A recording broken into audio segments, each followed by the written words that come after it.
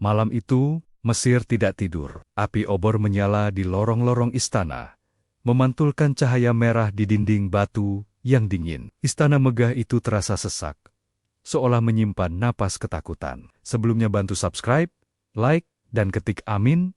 Semoga rezekinya lancar, amin. Di atas singgasananya, Firaun berdiri. Mahkota emas berkilau di kepalanya, namun wajahnya tegang, tangannya mengepal. Urat-urat menegang, matanya menatap kosong, tetapi pikirannya dipenuhi amarah. Ulangi, katanya dingin. Seorang pendeta istana berlutut gemetar, jubahnya basah oleh keringat. Wahai Raja Agung, kami melihatnya dalam mimpi dan pertanda bintang.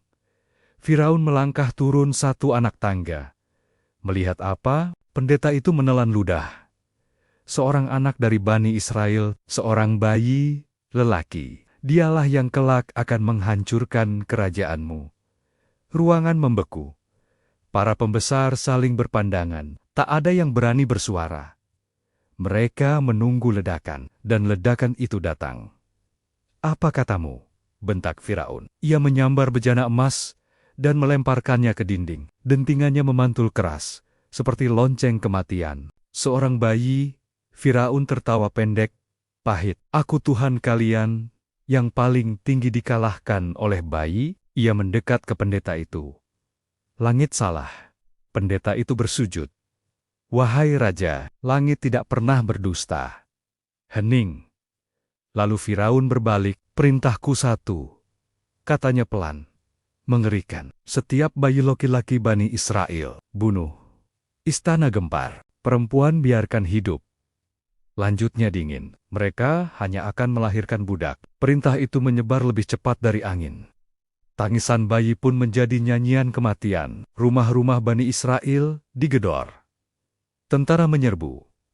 Bayi diangkat paksa, ibu menjerit. Ayah dipukul hingga tersungkur.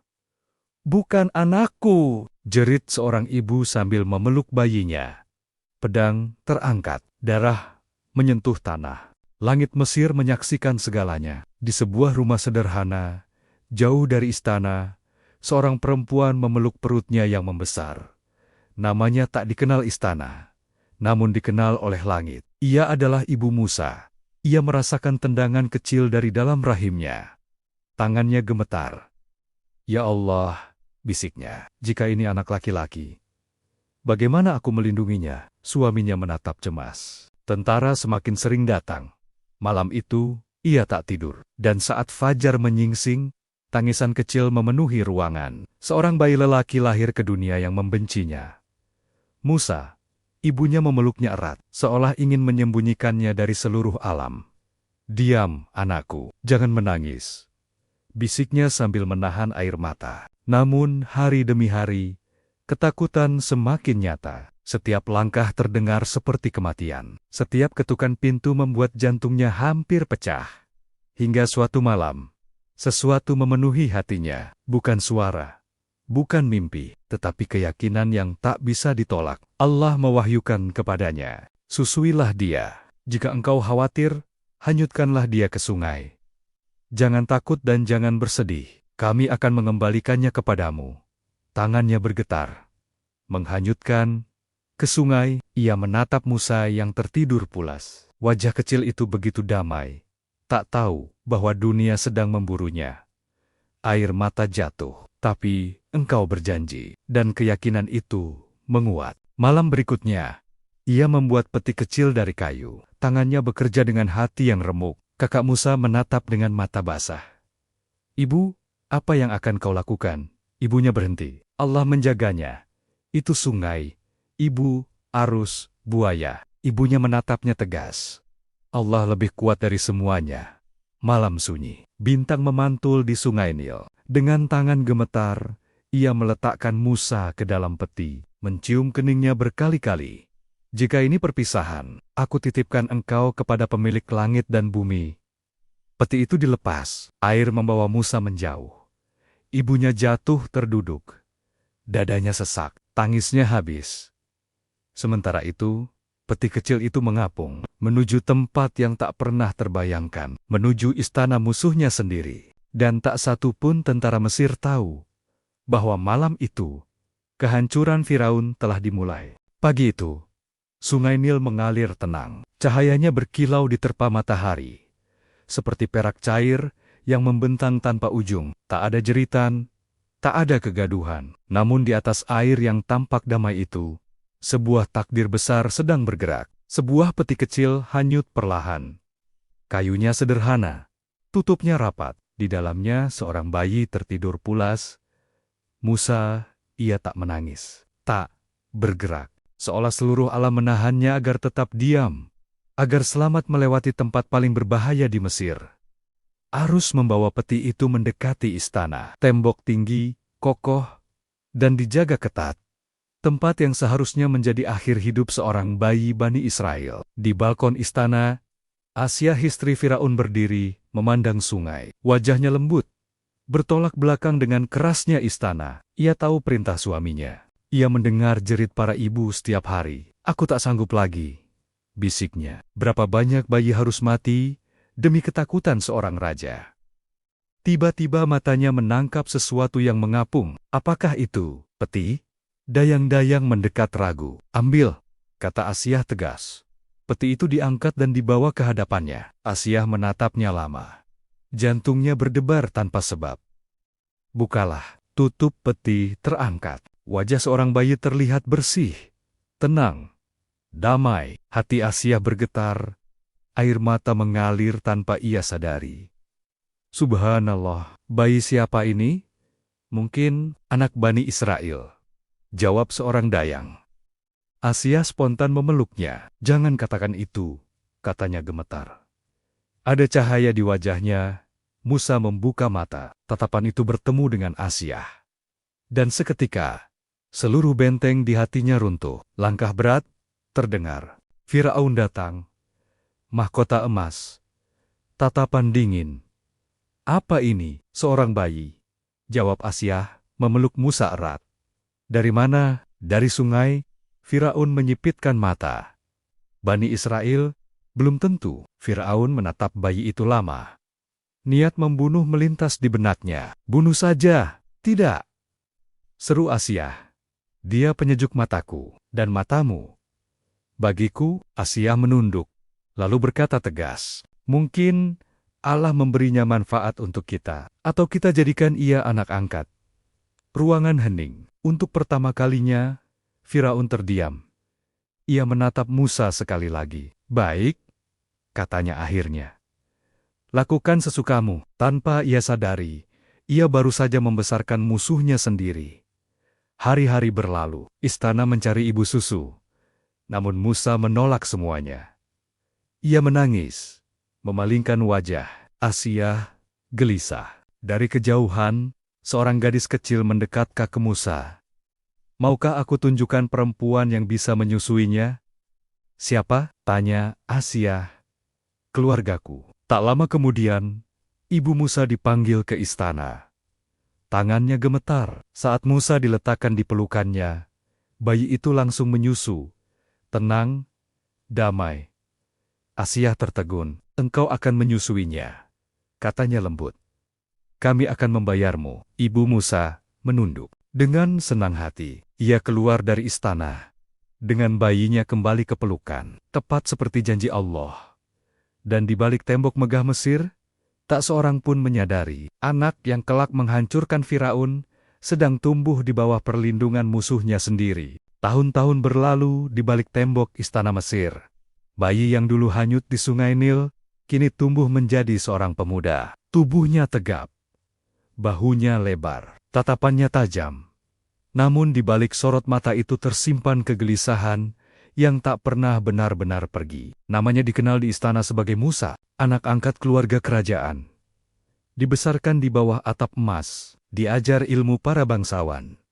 Disambut hormat oleh para penjaga, namun darah yang mengalir di nadinya bukan darah Firaun, dan hatinya tak pernah menjadi milik istana. Seringkali Musa berdiri di balkon yang sama, tempat Asyah dahulu menemukan peti kecil itu. Dari sana, ia melihat Mesir yang sesungguhnya. Cambuk menghantam punggung budak, teriakan kesakitan memecah udara. Wajah-wajah Bani Israel tertunduk, hidup dalam ketakutan yang diwariskan dari hari ke hari. Setiap pemandangan itu membuat dadanya sesak. Kenapa mereka diperlakukan seperti ini? Tanyanya suatu hari kepada Asyah. Asyah terdiam lama, karena mereka takut, jawabnya pelan. Takut kehilangan kekuasaan. Jawaban itu menghantam hati Musa. Sejak hari itu, ia mulai sering keluar istana. Menyamar, menyusuri lorong-lorong kota, menyaksikan langsung penderitaan kaumnya sendiri. Dan tanpa ia sadari, takdir sedang menunggunya di sebuah gang sempit. Hari itu, matahari Mesir terasa lebih terik. Pasir membakar telapak kaki. Udara dipenuhi amarah yang tak terucap. Musa berjalan melewati sebuah gang sempit, ketika teriakan memecah sunyi. Berhenti. Ampuni aku. Ia menoleh. Seorang lelaki Bani Israel tergeletak di tanah. Wajahnya berdarah. Di atasnya, seorang prajurit Mesir menghantam tanpa belas kasihan. Bangun budak, bentak prajurit itu sambil menendang. Kerjakan perintahmu, atau kau mati di sini. Musa melangkah maju. Cukup, prajurit itu menoleh dengan mata menyala. Minggir, ini urusan kerajaan. Musa melihat wajah lelaki itu ketakutan, putus asa, nyaris tanpa harapan, dan sesuatu di dalam dirinya meledak. Lepaskan dia, serunya sambil mendorong prajurit itu. Prajurit Mesir tertawa sinis. Siapa kau berani menyentuhku? Tanpa sempat berpikir, Musa mengayunkan tinjunya. Satu pukulan, keras, bunyi tulang retak memecah udara panas. Prajurit itu terhuyung, lalu roboh ke tanah. Diam, tak bergerak. Sunyi menyelimuti gang sempit itu. Musa terdiam, napasnya memburu. Matanya terpaku pada tubuh yang tergeletak. Tidak, bisiknya. Aku tidak bermaksud. Ia berlutut, menyentuh dada prajurit itu. Tak ada napas, darah merembes ke pasir. Tangannya gemetar. Ini perbuatanku. Lelaki Bani Israel itu bangkit dengan wajah pucat. Kau telah membunuh orang Mesir, ucapnya gemetar. Pergilah, kata Musa cepat. Jangan katakan pada siapapun. Ia menatap langit dengan dada sesak. Ya Allah, bisiknya. Aku telah menzalimi diriku sendiri. Ampunilah aku. Allah mengampuninya. Namun Mesir, tidak. Keesokan harinya, kota gempar. Seorang prajurit Mesir ditemukan tewas. Bisikan menyebar cepat, pembunuhnya, Musa. Istana bergolak. Firaun murka. Anak angkatku berani menumpahkan darah Mesir. Dan saat Musa mencoba menolong lagi keesokan harinya, sebuah teriakan mengkhianatinya. Apakah kau hendak membunuhku seperti kemarin membunuh orang Mesir? Segalanya runtuh. Seorang lelaki datang tergesa. Wahai Musa, para pembesar telah sepakat membunuhmu. Tak ada waktu lagi. Musa menatap Mesir untuk terakhir kalinya. Istana, jalanan, tanah yang membesarkannya dan menolaknya. Jika ini jalanku, gumamnya, aku serahkan hidupku kepada Allah. Ia pun pergi, sendirian, tanpa bekal, menuju padang pasir yang sunyi, dan Mesir tak menyadari, mereka baru saja melepaskan seorang nabi, yang kelak akan kembali dengan kekuasaan dari langit. Malam menelan langkah Musa. Ia berjalan, tanpa menoleh ke belakang. Setiap jejak yang ditinggalkan di pasir Mesir, adalah perpisahan dengan istana, dengan masa lalu, dengan kehidupan yang pernah ia kenal. Di belakangnya, ada Firaun, di depannya hanya padang pasir. Angin gurun menerpa wajahnya, dingin di malam hari, membakar di siang hari. Tidak ada bekal, tidak ada teman, hanya doa yang berulang di bibirnya. Ya Allah, selamatkanlah aku dari kaum yang zalim. Hari demi hari berlalu, kaki Musa melepuh, tenggorokannya kering. Namun, langkahnya tidak berhenti. Ia tidak tahu kemana ia menuju, hanya tahu bahwa Allah memimpinnya. Hingga akhirnya, ia tiba di negeri Madian. Di sana, di dekat sebuah sumur, Musa melihat sekelompok lelaki berebut air untuk ternak mereka. Di kejauhan, dua perempuan berdiri menunggu, menahan kambing-kambing mereka agar tidak bercampur.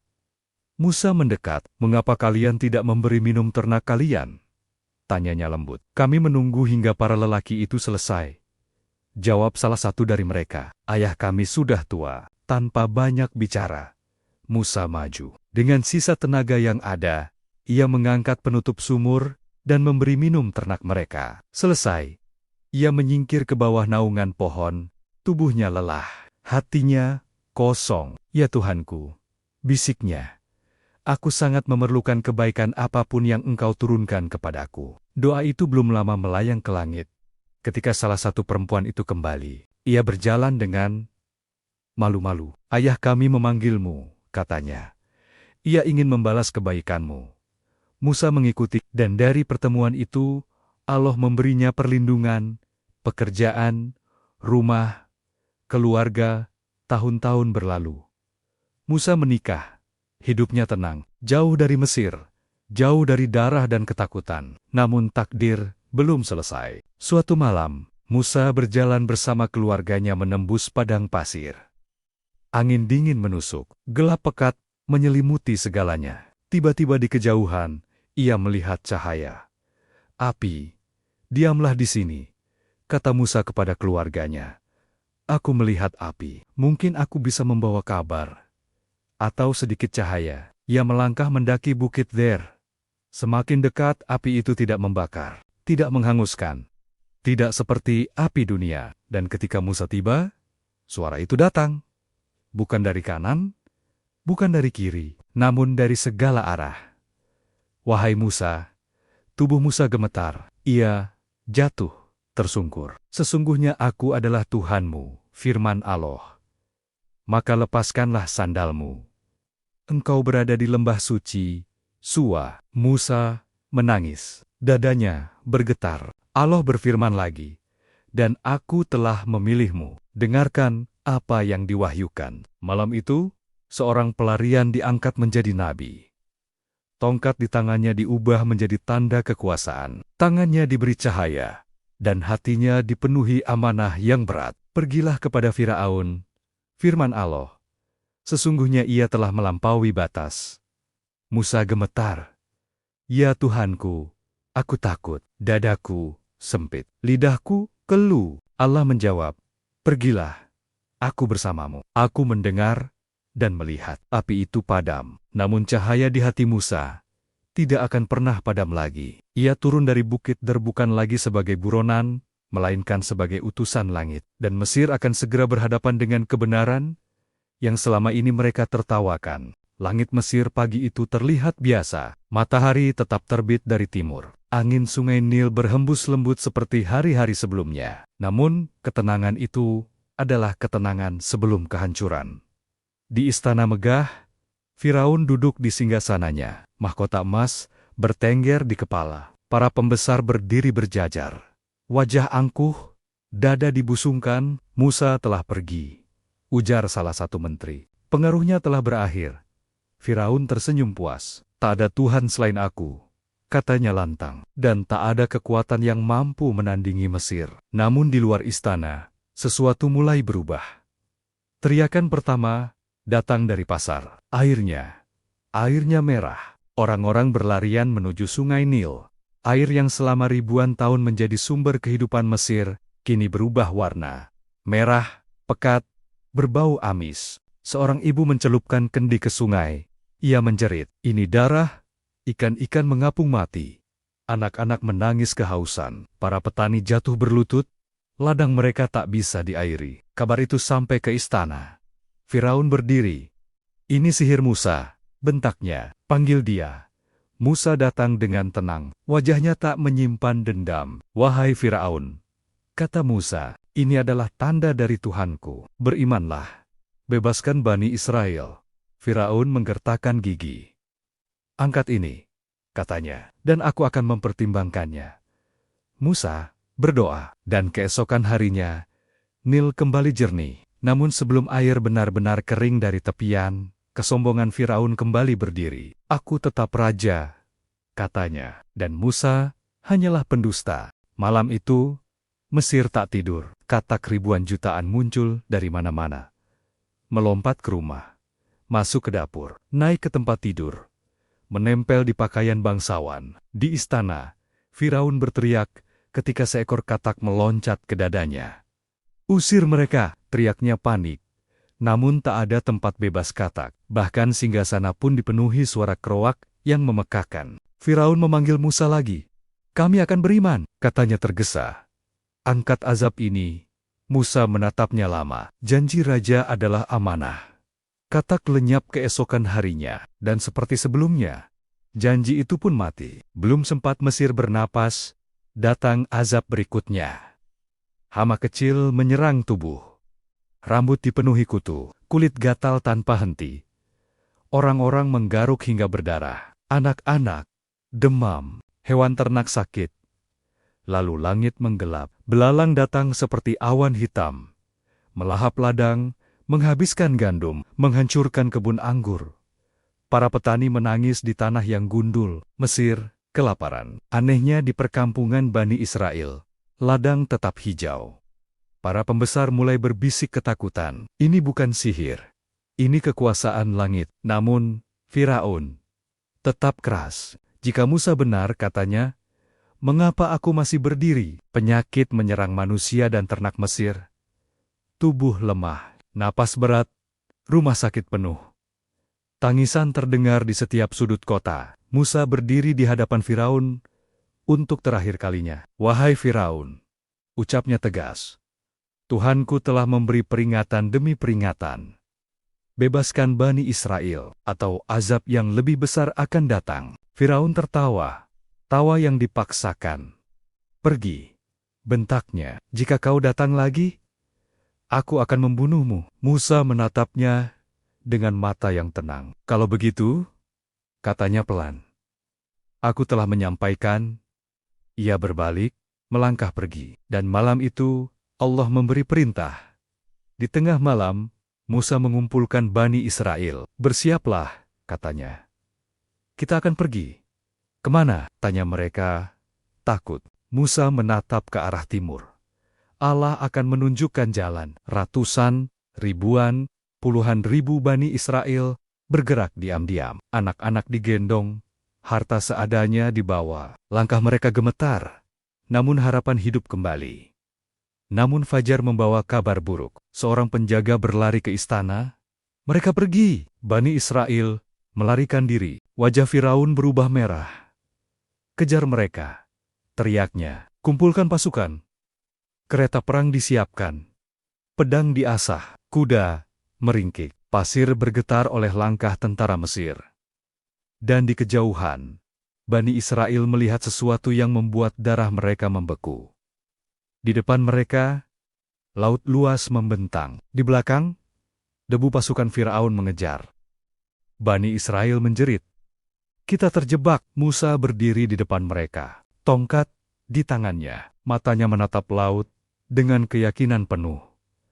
"Sekali-kali tidak," katanya. "Sesungguhnya Tuhanku bersamaku. Dia akan memberi petunjuk." Musa kembali ke Mesir, bukan sebagai pelarian. Ia kembali sebagai peringatan. Di istana, Firaun duduk di singgasananya, dikelilingi pembesar dan pendeta. Ketika Musa berdiri di hadapannya, tak ada rasa gentar di wajahnya, hanya keteguhan. "Lepaskan Bani Israel," kata Musa, "dan jangan menyombongkan diri di hadapan Allah." Tawa menggema di ruang singgasana. "Siapa Tuhanmu, wahai Musa?"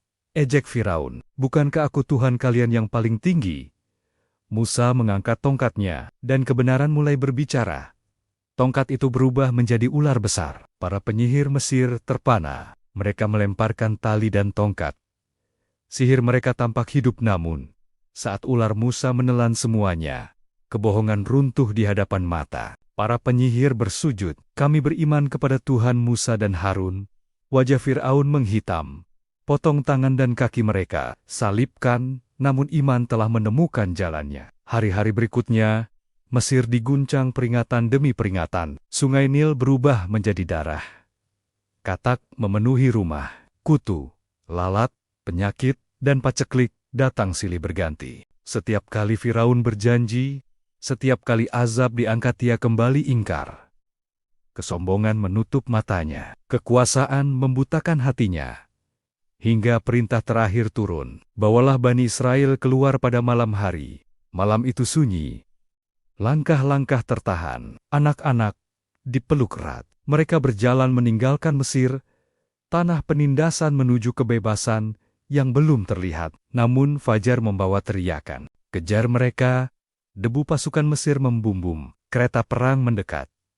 Derap kuda mengguncang bumi. Di depan Bani Israel lautan terbentang. Di belakang kematian berlari.